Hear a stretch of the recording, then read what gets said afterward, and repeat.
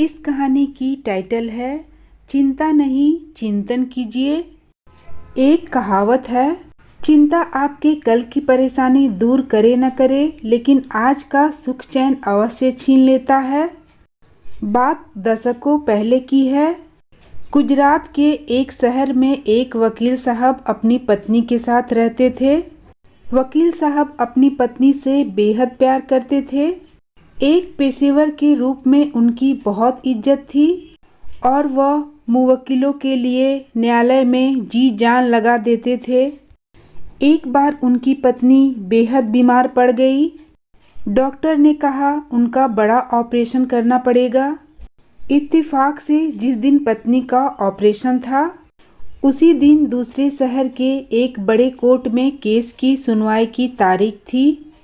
वकील साहब ने एक वकील मित्र को बुलाया और कहा, मैं पत्नी को छोड़कर कहीं और नहीं जाना चाहता, इसलिए तुम जाकर आज इस केस में बहस कर लो।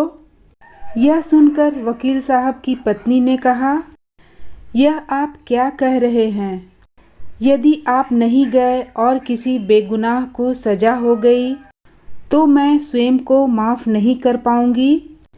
मैं ठीक हूँ, डॉक्टर साहब ऑपरेशन कर देंगे। आप जाइए और कोर्ट में अपने केस की बहस कीजिए। पहले तो वकील साहब तैयार नहीं हुए, लेकिन पत्नी की जिद के कारण आखिरकार दुखी मन से ही लेकिन वह दूसरे शहर कोर्ट के लिए रवाना हो गए। मुकदमा शुरू हुई। वकील साहब बहस करने लगे। बहस के बीच ही कोर्ट के दरबान ने उनको एक कागज का टुकड़ा लाकर दिया। वकील साहब ने कागज खोलकर पढ़ा और उसे पढ़ने के बाद पैकेट में रख लिया और बहस करने लगे। कुछ समय बाद कोर्ट का फैसला आया। वकील साहब केस जीत गए थे। सभी उनको बधाइयाँ देने लगे। किसी ने पूछा, वकील साहब वह कागज का टुकड़ा कैसा था? वकील साहब बोले, दरअसल वह टेलीग्राम था। अभी कुछ समय पहले मेरी पत्नी की मृत्यु हो गई है। वकील साहब का जवाब सुनकर वहाँ के लोग स्तब्ध रह गए। उन लोगों ने पूछा, वकील साहब आपकी पत्नी की तबीयत ठीक नहीं थी तो आप आज आए ही क्यों?